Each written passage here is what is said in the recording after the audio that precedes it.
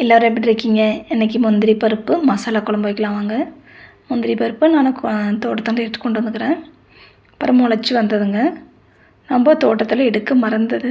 இது மாதிரி முளைச்சி வர இந்த சீசனில் அதை எடுத்து நம்ம நல்லா கழுகி வச்சுக்கிட்டுங்க. இது சுடு தண்ணி சூடு பண்ணி அதில் போட்டு நல்லா வேக வச்சு எடுத்துக்கலாம்.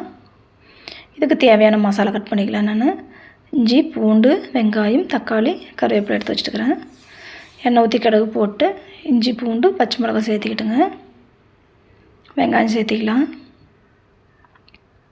இது கொஞ்சம் வாடி வந்ததும் தக்காளி சேர்த்திக்கலாம். இது நல்லா உடஞ்சி வரட்டுங்க. கொஞ்சம் மசாலா பொடி சேர்த்துக்கிட்டுங்க. இது மிளகாய் பொடி, மல்லிப்பொடி, கரம் மசாலா, மஞ்சத்தூள் இதனால தாங்க சேர்த்திருக்கேன் நான்.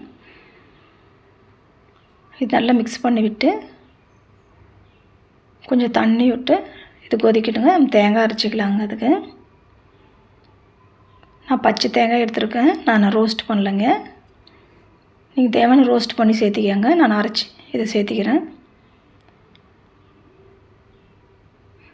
நாங்கள் தேங்காய் சேர்த்தாதையும் கெட்டியாகவும் பிரட்டிக்கலாம். உங்களுக்கு தேவைப்படுற போல் செஞ்சுக்கோங்க. இதை நல்லா மூடி வச்சு பச்சை வாசனை போகிற வரைக்கும் நல்லா கொதிக்கட்டுங்க. இந்த சீசனில் மட்டும்தாங்க இது கிடைக்கும். கிடைக்கிறப்ப அது நம்ம இதை யூஸ் பண்ணிக்கலாம். நல்லா கொச்சி வந்துடுச்சு. இப்போ பச்சை கருவேப்பிலை போட்டுக்கலாம். இது இனி நம்ம சோறுக்கு எடுத்துக்கிறோங்க.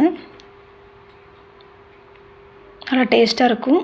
உங்கள் வீட்லேயும் கிடைச்சா செஞ்சு பாருங்கள். இது